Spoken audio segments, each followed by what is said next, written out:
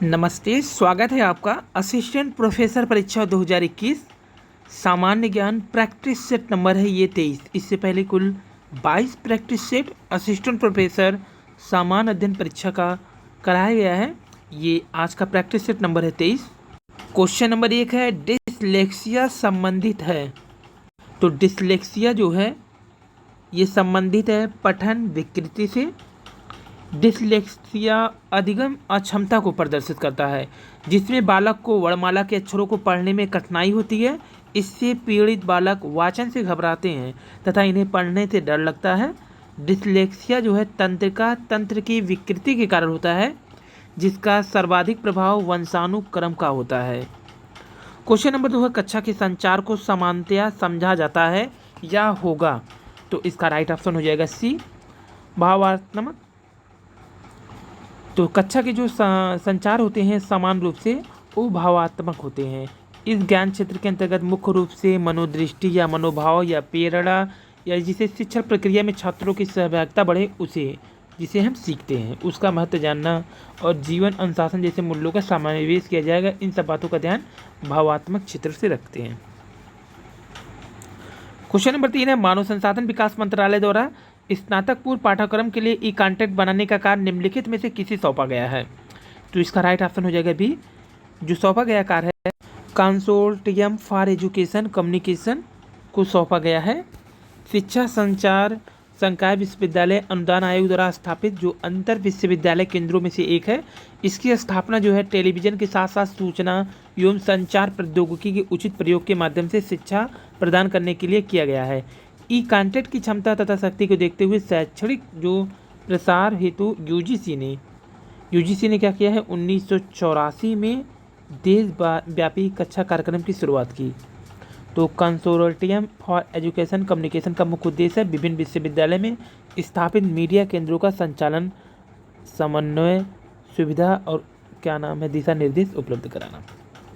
Question number 4 है निम्नलिखित में से किसने चिंतन फलक यानी पैराडाइम की अवधारणा को स्थापित किया है। तो इसका राइट ऑप्शन हो जाएगा थॉमस कुहन ने किया है। सी ऑप्शन यहाँ पे राइट।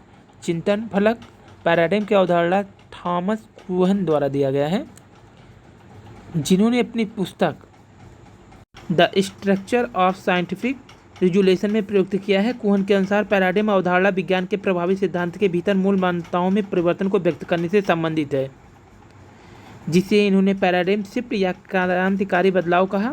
कोहन के अनुसार वैज्ञानिक क्रांति तब होती है जब वैज्ञानिक का सामना ऐसी असमानताओं से होता है जो सार्वभौमिक रूप से स्वीकृत और रूपांतर के आधार पर समझाई नहीं जा सकती है जिसकी सीमा में रहकर के वैज्ञानिक तरक्की की गई है। क्वेश्चन नंबर 5 खारी नदी जिस अफवाह तंत्र का अंग है वह है। तो ये ऑप्शन डी हो जाएगा बंगाल की खाड़ी। तो खारी नदी चंबल की सहायक है। चंबल यमुना की सहायक नदी और यमुना गंगा की सहायक नदी है। तो खारी किसकी सहायक है चंबल की। चंबल किसकी सहायक है यमुना की। और यमुना किसकी सहायक है गंगा की जो बंगाल की खाड़ी में गिरती है। इस प्रकार सभी नदियाँ बंगाल की खाड़ी के अफवाह तंत्र हैं। क्वेश्चन नंबर 6 है निम्नलिखित में से कथन ए और बी को जो कोड दिया गया है उसी को सही उत्तर चयन करना है। शुक्र वीनस ग्रह पर मानव जीवन का होना अत्यधिक असंभव है। शुक्र के वायुमंडल में कार्बन डाइऑक्साइड अत्यधिक उच्च स्तर पे है। तो 6 का जो ये कोट है दोनों सही हो जाएगा यानी ए और बी दोनों राइट है और व्याख्या भी हो जाएगा यहाँ क्योंकि जो प्रमाणक के अनुसार उपलब्ध है शुक्र के वायुमंडल में मुख्यतः कार्बन डाइऑक्साइड का ही संक्रिय दर है। इसके अतिरिक्त शुक्र की सतह का जो तापमान अगर देखें तो 400 अंश सेल्सियस अधिक है। क्वेश्चन नंबर 7 है मिलान करना है जलप्रपात दिया गया है और यहाँ पे नदी है। तो सही उत्तर यहाँ पे क्या है कपिल धारा जो प्रपात है ये मध्य प्रदेश के नवसृजित जिले अनूपपुरा में नर्मदा नदी पे है। ये किस नदी पे है नर्मदा नदी पे है। इसके बाद जो जोग जलप्रपात है कर्नाटक में है ये शिमोगा नदी पे है। शरावती नदी पर है जो कर्नाटक के शिमोगा जिला है उस पर है। ये सही है ये गलत है ऊपर वाला। और शिव समुद्रम ये कहाँ है मांड्या जिले में है कावेरी पे ये भी सही है। तो जो ऑप्शन सही हो गया 7 का वो भी 2 और 3 सही है। क्वेश्चन नंबर 8, भारत में निम्नलिखित तटों में से कौन क्रिस डेल्टा एवं केप कामोरिन के मध्य में स्थिर है? तो 8 का राइट ऑप्शन हो जाएगा ए, कोरोमंडल तट। निम्नलिखित तटों में कौन कृष्णा डेल्टा एवं केप कामोरिन के मध्य में है? तो ये कोरोमंडल होगा। क्वेश्चन नंबर 9, राष्ट्रीय उद्यानों में आनुवंशिक विविधता का रख रखाव किया जाता है। 9 का राइट ऑप्शन इन सीटू संरक्षण द्वारा। क्वेश्चन नंबर 9 का राइट ऑप्शन हो जाएगा ए। तो राष्ट्रीय उद्यान एवं वन जीव अभ्यारण्य में इन सीटू संरक्षण द्वारा आनुवंशिक विविधता का रखरखाव किया जाता है। जब किसी वनस्पति या जीवों का संरक्षण उनके मूल प्राकृतिक आवास क्षेत्र में हो तो उसे इन सीटू संरक्षण कहते हैं। इन सीटू संरक्षण क्या है? जब आनुवंशिक विविधता का रखरखाव उसी के क्षेत्र में हो, यानी कि उन्हीं के क्षेत्र में, मूल प्राकृतिक आवास भी कहते हैं, तो इसी कहते हैं।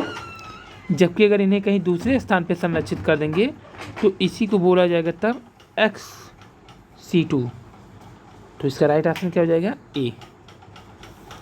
क्वेश्चन नंबर 10, सिगरेट के धुएं में मुख्य प्रदूषक हैं। तो 10 का right option C, carbon monoxide व बेंजीन। क्वेश्चन नंबर 11 है, राज्य के नीति निर्देशक सिद्धांत एक ऐसा चेक है जो बैंक की सुविधानुसार अदा किया जाता है। ये किसने कहा है? Right option K.T.. शाह ने किया है, कहा है, यानी डी ऑप्शन राइट है। क्वेश्चन नंबर 12 है, राज्य पुनर्गठन आयोग ने 1 नवंबर 1956 को कितने राज्यों का तथा कितने संघ राज्य बनाए थे? तो 12 का राइट ऑप्शन ए हो जाएगा, यानी 14 राज्य व 6 संघ। तो स्वतंत्रता के पश्चात नए राज्यों के निर्माण के लिए फजल अली की अध्यक्षता में एक राज्य पुनर्गठन आयोग का गठन हुआ, जिसकी सिफारिश पर 14 राज्य और 6 केंद्र शासित या संघ शासित प्रदेश बनाए गए। आंध्र स्वतंत्रता के पश्चात भाषा के आधार पर गठित 1953 में पहला राज्य है आंध्र। क्वेश्चन नंबर 13, भारत के CAG यानी नियंत्रक एवं महालेखा परीक्षक का कार्य करते हैं। तो ये जो ऑप्शन राइट है, लोक वित्त संरक्षक के रूप में करते हैं। नियंत्रक महालेखा परीक्षक भारत के संविधान के अधीन सर्वाधिक महत्वपूर्ण अधिकारी हैं। संविधान सभा में डॉक्टर अंबेडकर जी ने कहा था कि वह सार्वजनिक धन का संरक्षक होगा और उसका कर्तव्य होगा कि यह देखे भारत के किसी राज्य की संचित निधि से समुचित विधानमंडल के प्राधिकार के बिना एक पैसा भी खर्च नहीं किया जाए। क्वेश्चन नंबर 14, संविधान के किस संशोधन ने लोकसभा के सदस्यों की संख्या 525 से बढ़ाकर 545 कर दिया था? तो इसका राइट ऑप्शन हो जाएगा 14 का ए, 31वें संविधान संशोधन द्वारा। तो जो 31वां संविधान संशोधन था 1972 में हुआ था। 31वां संविधान संशोधन 1972, इसी में राज्यों की प्रतिनिधि 525 से बढ़ाकर 545 हो गया। केंद्र शासित सदस्यों की अधिकतम संख्या 25 से घटा करके 20 कर दी गई थी। अनुच्छेद 81(1) में क्या है? संशोधन द्वारा किया गया था 25 से घटाकर 20 केंद्र शासित प्रदेशों की संख्या। इस प्रकार लोकसभा में कुल सदस्यों की अधिकतम संख्या 525 से 545 हो गई। वर्तमान में अगर देखें तो अधिकतम 550 सदस्य हैं। जब 104वां संशोधन हुआ है तो अधिकतम सदस्य 550 है। 530 जो है अनधिक सदस्य जो है राज्यों से हैं और 20 से जो सदस्य हैं वो केंद्र शासितों से हैं। तो 104वां संशोधन अधिनियम 2019 द्वारा जो लोकसभा में 2 आंग्ल भारतीय सदस्यों के मनोनयन का वो प्रावधान से समाप्त कर दिया गया।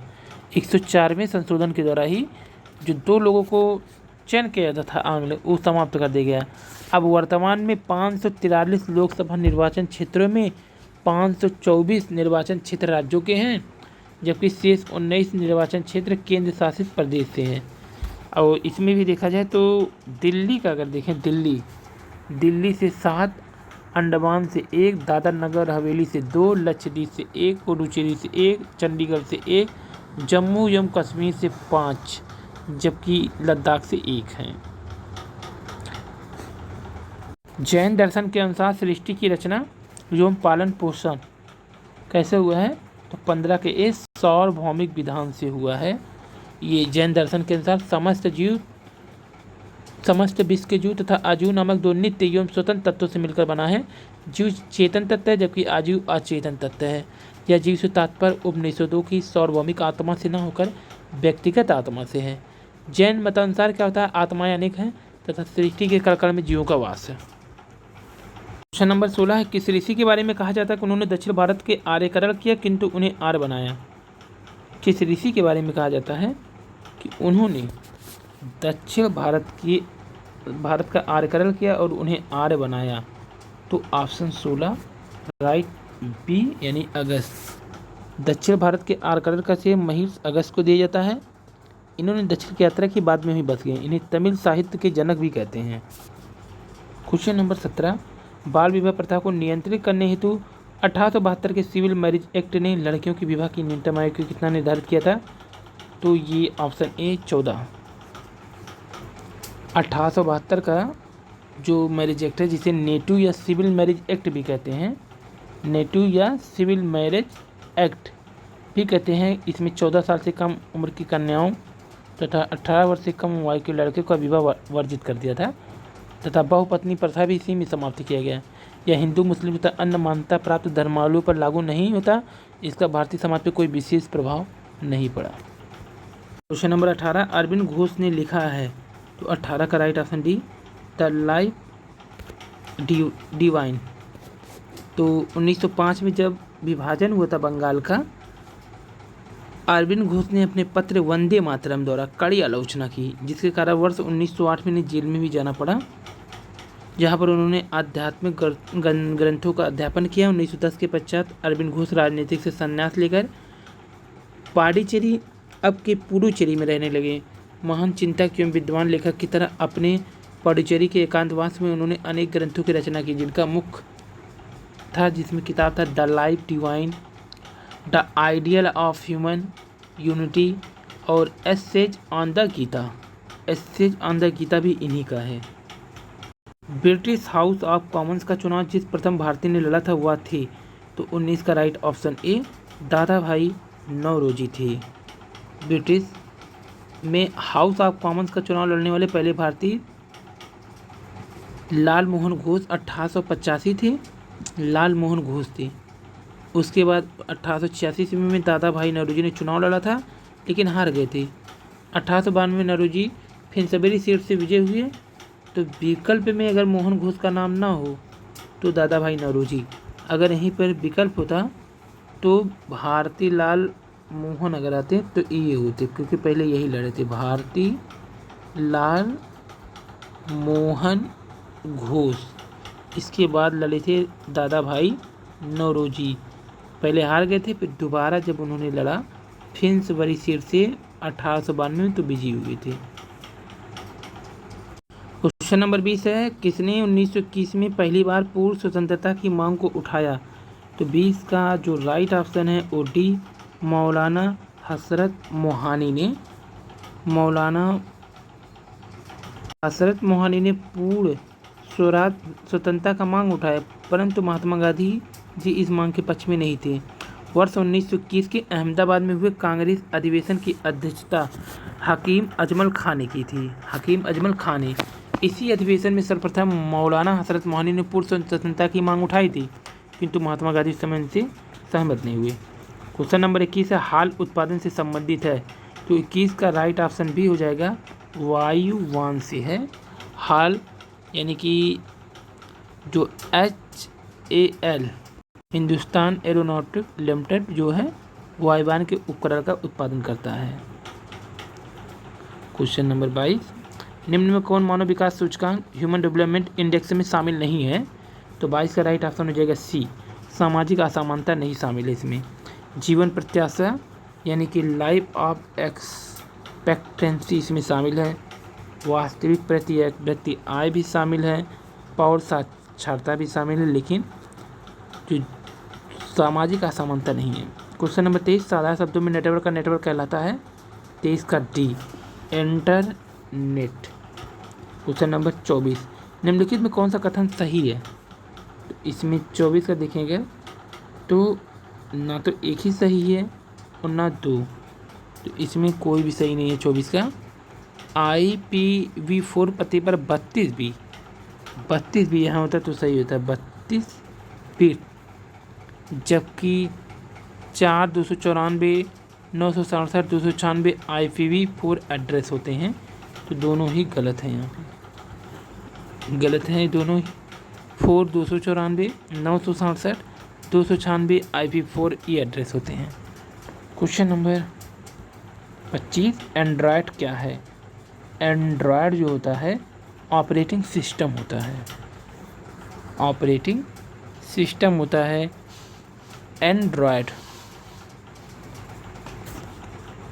ये वाला जो है कॉलम यहाँ का, ये वाला, इसमें क्या है देखिए, इंटरनेट को डुअल बूट पीसी से एक्सेस करने के लिए वर्चुअलाइजेशन सॉफ्टवेयर स्थापित कर सकते हैं तथा उसे अपनी पसंद का प्रचालन तंत्र स्थापित कर सकते हैं।